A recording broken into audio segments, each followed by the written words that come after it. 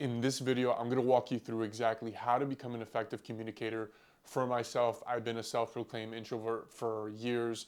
I'm very monotone naturally, and I really needed to study the greats, the presidents, the athletes, and really try to figure out how we could better our communication. And I promise you, if you master this, this will fundamentally change your life.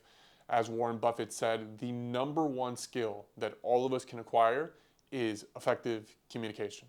Okay, so for myself, doing the research, I really try to narrow down the different pillars of communication. A lot of times when we look at effective communication, we think it's very innate, like we're either Tony Robbins or we just can't talk properly. And the analogy that I could give you guys is that this is almost like the gym. You know, when you go to the gym, you could either work out legs, back and bis, etc. With communication, you could pretty much break it down in different categories. So the first category that I want to talk about is tonality and monotone. Okay, so if you guys have seen that movie, Step Brothers, and there's that scene where Will Ferrell's brother is in the car singing with his family, and he's telling his wife, "You're so flat. You're singing so flat. It's ridiculous." That is me. Okay. First exercise we're gonna do. When we try to figure out how to break through this tonality of staying in that same range, what you need to do is think of one sentence. Okay, so the sentence I could give you is the following: the Wall Street Papi podcast is the best podcast in the world. That is a fact. Now, what you do with that sentence is you start from as low pitch as possible. So think about the movie The Dark Knight with Christian Bale. In this movie, Batman talks very low, like very deep, like this. So what you would do is you would start from that low pitch and gradually work your way up. So you would say, the Wall Street Papi podcast is the best podcast in the world. And then you up it all the way to a very high pitch where you're talking like a chipmunk, where you're like, the Wall Street Papi podcast is the best podcast in the world. This sounds hilarious, but honestly, it works because for your specific situation where you're presenting, you want to identify the ranges, and ideally in different sentences, you want to up the tone, lower the tone, but ideally you do not want to be in this place where everything is just in that consistent tone because you lose the audience. Second thing, I did a lot of research and I studied the presidents, right? The presidents are one of the greatest communicators, and in order to get a position like this, you have to be elite at it. And in particular, I chose two presidents. I chose Obama and I chose Trump. They're two different speakers, but they're both very, very elite at what they do. Okay, so the key thing that they both have is hand movement. Okay, so they use something that's called the power sphere, which is your hands do not leave this figurative circle under your chin to above your belly. And this conveys confidence. If you have your hands open and you stay within the sphere, this automatically makes you significantly better at speaking.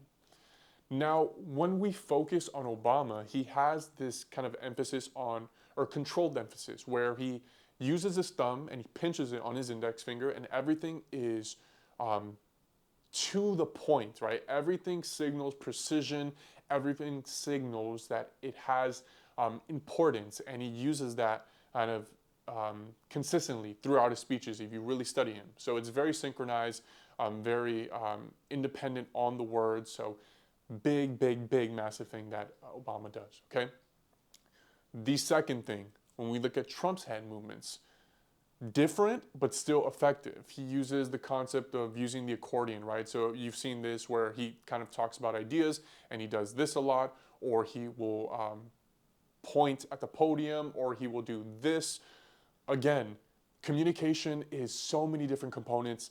This component is very important. Just make a video of yourself, look at it on mute, and see how you are moving your hands. A lot of times for myself, I would do this thing where I would put my hand across my body and do like, this is the second or third point, right? Like, this is not really a good form of communication. Again, it's very innate. I can't explain the details behind why this doesn't work, but if you could keep your hands separate from each other, have them open, palms open, shows trustworthiness and openness, all right? The next thing, Conor McGregor, one of the most confident individuals. I myself is a self-proclaimed Mr. Nice Guy. Sometimes when I'm shy, I'm a shell of myself. My volume goes lower. My tonality is just off. And I really just tried to look at him and study his interviews, post fights with Joe Rogan, the press conferences.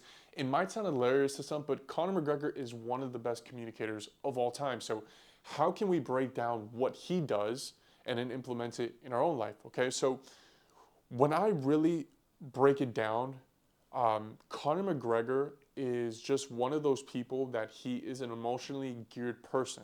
So when the conversation comes to it, he could crack a joke, but he could also get serious really quick at a quick of a dime. And that switch is what honestly makes him elite, and that's like one of the components.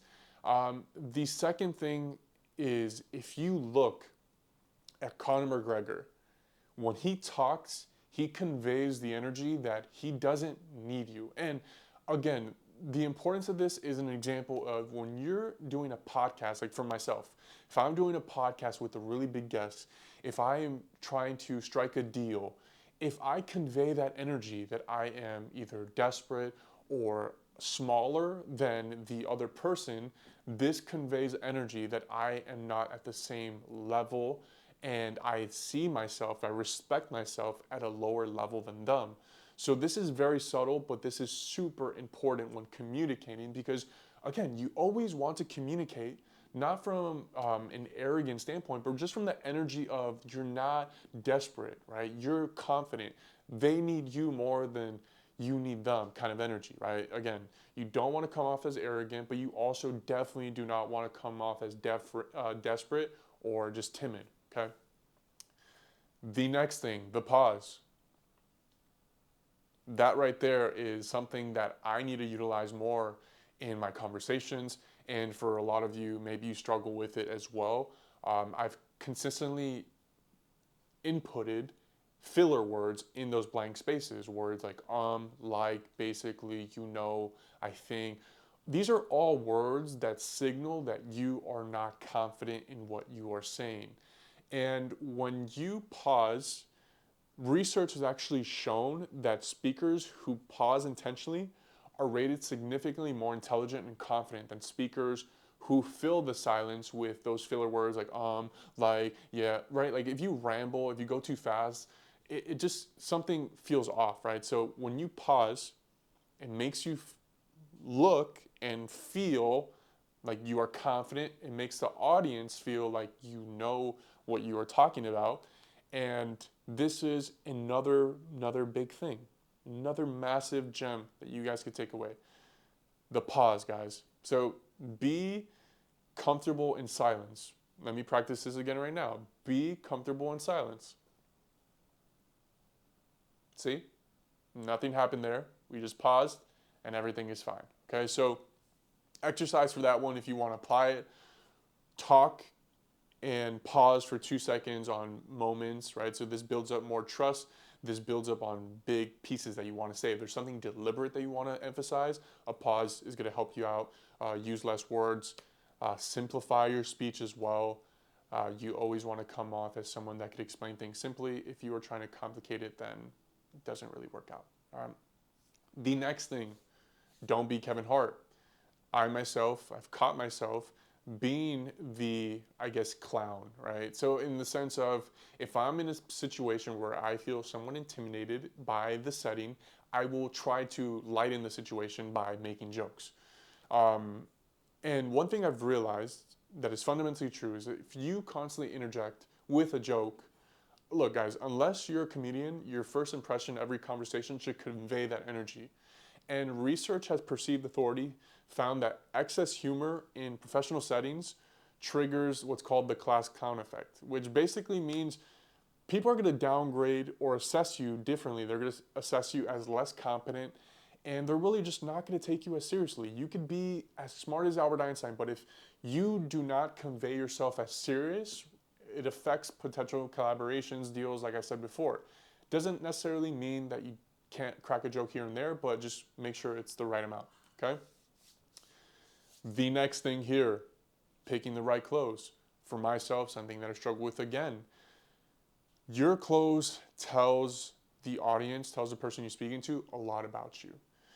If you're doing a YouTube video about communication like how I'm doing now, and I was wearing a SpongeBob graphic t-shirt, it would convey a really big message without even me saying anything, right? Like, you're gonna perceive me differently if I'm wearing a graphic t-shirt, an anime t-shirt for a communications video versus having a well put together outfit. It's just fundamentally how it works. Now, again, many times, I've made the mistake of wearing gym attire in videos, and people say, but look, Mark Zuckerberg, he wears a white t-shirt and he's a billionaire. Right. He is a billionaire. We are NPCs, and for us, that rule does not apply. You have to convey the energy that you are someone serious, that you are someone that dresses on point, right? This doesn't mean you have to buy a Gucci belt. No, it just means be intentional with what you're wearing, because it truly conveys a story before you even open your mouth. That first impression, that conversation is everything. If you guys have enjoyed this video, make sure to like and subscribe on the video. Appreciate you guys more than you know. Let's keep the movement going. Share this with a friend. And if you guys have any questions, comments, get on that chat. And I'll talk to you guys tomorrow. Let's go.